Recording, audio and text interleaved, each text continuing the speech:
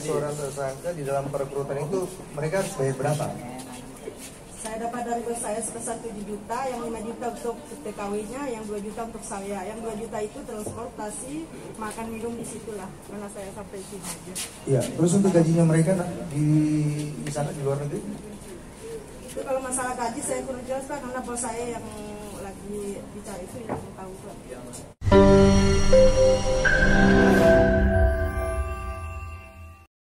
Pengungkapan perkara dugaan tindak pidana perdagangan orang dan atau pekerja migran Indonesia non prosedural, di mana pada periode tanggal 19 Juni sampai dengan tanggal 3 Juli 2023, Satgas TPPO, Direktorat Reserse Kriminal Umum Polda Nusa Tenggara Barat, Satgas Tindak, telah mengungkap 3 perkara dugaan tindak pidana perdagangan orang atau pekerja migran Indonesia non prosedural dengan korban sebanyak 3 orang dan ditetapkan sebagai tersangka sebanyak 7 orang. Dari 7 orang tersangka, 3 orang tersangka telah ditahan di rutan Polda Nusa Tenggara Barat dan 4 orang tersangka lainnya masuk di dalam daftar pencarian orang atau DPO.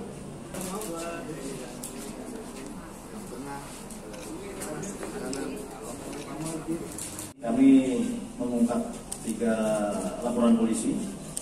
Untuk laporan polisi yang pertama, LP68/6 Romawi/2023, untuk korban 1 orang atas nama LL, asli dari Sumbawa, yang bersangkutan dikirim ke Arab Saudi. Kemudian untuk tersangka 2 orang. Yang pertama atas nama Mas, perempuan. Kemudian yang kedua atas nama H, ini masih DPO. Seperti yang ditampilkan di belakang, ada apa namanya, saudara TSK atas nama NAS.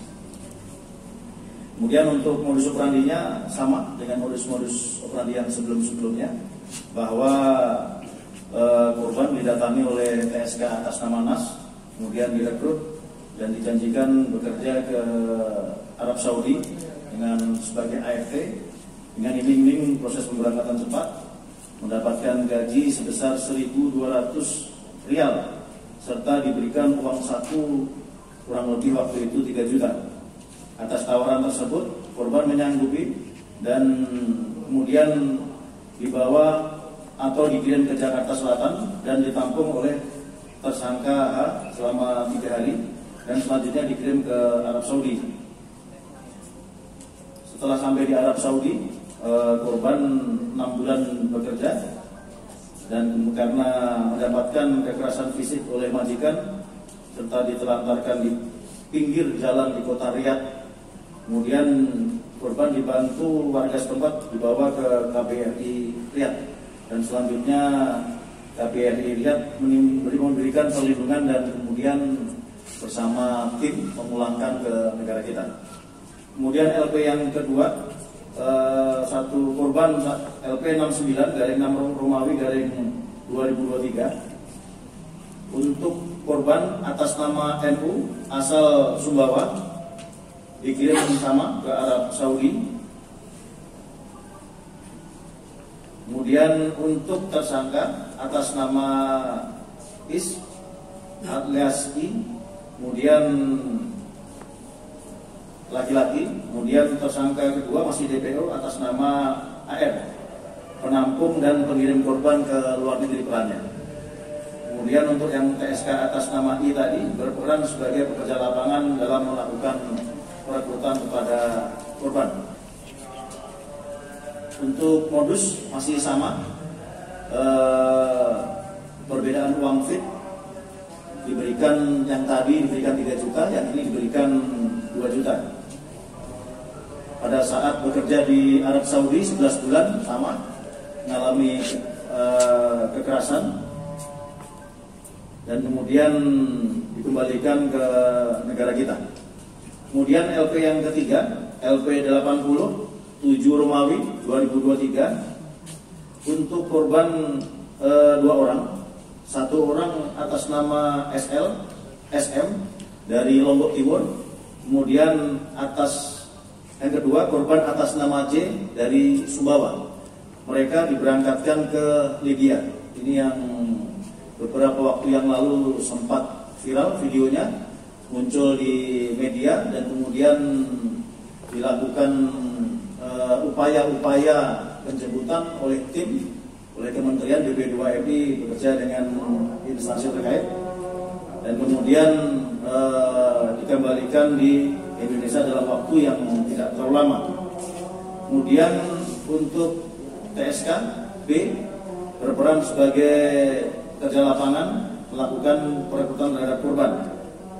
Kemudian tersangka yang kedua AS alias I berperan sebagai pengirim korban ke Jakarta, sama dengan LP yang tadi. Kemudian yang ketiga FT perempuan bekerja sebagai penampung atau mengirim korban ke luar negeri. Ini masih DPO. Ini tersangka FT ini sebagai posisinya di luar negeri, di Arab Saudi. Mereka lah yang menjadi otak pengiriman ini. Jadi mencari warga NTB, kemudian diatur keberangkatan dengan para pekerja lapangan dan diberangkatkan ke luar negeri. Kemudian korban modusnya kurang lebih sama, hanya masalah gaji dan uang fit. Kalau yang di sini di LP yang 80 ke Libya ini dijanjikan sebagai ART dengan gaji sebesar $300 atau kurang lebih sekitar 4 juta, serta diberikan uang saku kurang lebih uang fit sebesar 5 juta rupiah. Kemudian untuk barang bukti seperti yang terpampang di depan, mulai dari paspor, kemudian ATM, kemudian boarding pass, pulang pergi, ada yang pulang, ada yang hanya pergi saja. Kemudian termasuk handphone, termasuk peralatan yang lainnya. Mbak, ini tuh dari sini Mbak sebagai seorang tersangka di dalam perekrutan itu mereka harus bayar berapa? Saya dapat dari bos saya sebesar 7 juta, yang 5 juta untuk TKW-nya, yang 2 juta untuk saya. Yang 2 juta itu transportasi, makan minum di situlah, karena saya sampai sini aja. Iya, terus untuk gajinya mereka di sana di luar negeri? Itu kalau masalah gaji saya kurang jelas Pak, karena bos saya yang lagi bicara itu yang tahu Pak. Ya. Dari uang yang didapat ini itu digunakan untuk apa? Untuk sehari-hari. Berarti semakin banyak yang direkrut, maka di situ ada poinnya yang diberikan kepada ibu di dalam merekrut, sehingga itu bisa menjadikan sebagai tambahan dalam mencari nafkah gitu. Sudah berapa kali ya? Baru pertama. Saya tidak tahu perusahaan nama apa. Perorangan, ibu orang perusahaan. Ke negara mana tidak? Udah pakai perusahaan ya? Bosnya orang Ke mana? negara mana? Ke negara Arab ya? Ke negara mana Bu? Negara mana? Turki Libya. Turki dan Libya. Berarti Ya. mereka langsung datang ke sini untuk nyari orang lewat ibu gitu ya? Udah berapa Ya. ibu berangkatkan dari sana? Baru 1 orang. Ibu balik aja. Balik. Ini lagi, ini lagi. Pakai perusahaan. Bu, selamat siang. Assalamualaikum ya. Lu sudah berapa kali melakukan ini? Ya?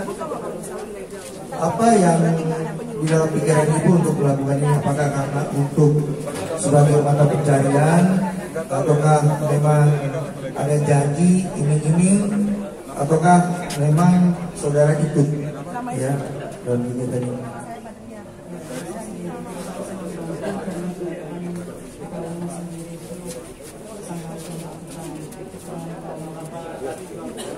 Oh, berarti ada permintaan dari TKW-nya sendiri ya?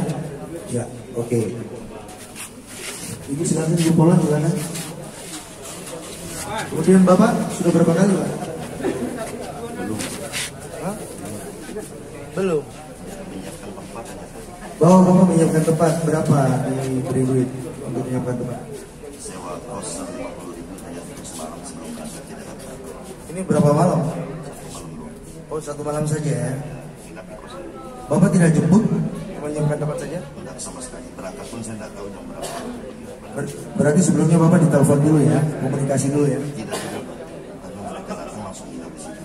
Besok paginya sudah tidak ada. Oh gitu, oke. Tapi tahu kalau mereka itu berangkat ke luar negeri udah jadi TKI. Tahu ya. Ya Pak, terima kasih. Apa yang